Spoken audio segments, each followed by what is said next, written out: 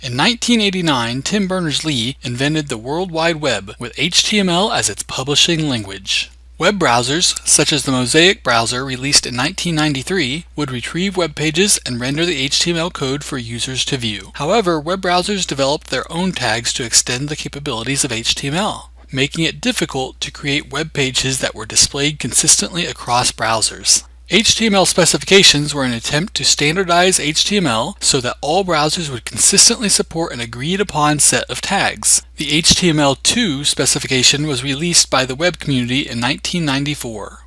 Of course, there was no requirement that browsers follow specifications. Companies that had a large market share could easily add new tags. Then, other browsers would need to develop support for the new tags to remain competitive. This practice of supporting tags developed by competing browsers continues today. In 1994, the immensely popular Netscape Navigator browser was released, and surprise, it developed new tags without input from the web community. In 1995, Internet Explorer was released by Microsoft and also began developing proprietary tags. Also in 1995, the World Wide Web Consortium, W3C for short, was formed with the intention of developing open standards for the web. In 1997, they published HTML version 3.2 as an official standard, though many of the proprietary tags created by Netscape and Microsoft were not included. At this point in HTML history, the style of websites was embedded into the HTML code using tags such as center to center the content on the page. Web developers were spending a great amount of time modifying every HTML page of a site to achieve a desired layout and visual style. Particularly for sites with many pages, this was a tedious task. The solution to this was the style sheet, a document written in another language called CSS that controls the style for HTML pages. In 1998, the W3C embraced the use of CSS style sheets in its recommendation of HTML4.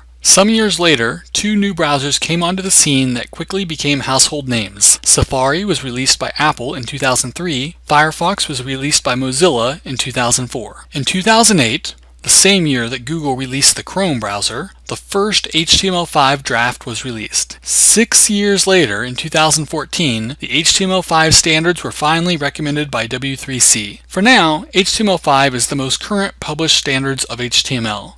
Let's take a moment now to discuss document type definitions, or DTDs. Looking at the source for this webpage, you will see it begins with doctype HTML. The doctype declaration is not an HTML tag. It is simply an instruction to the web browser about what version of HTML the page is written in. Without including a doctype, browsers render pages in Quirks mode, a mode for legacy sites created before the implementation of standards or created not following any particular standard.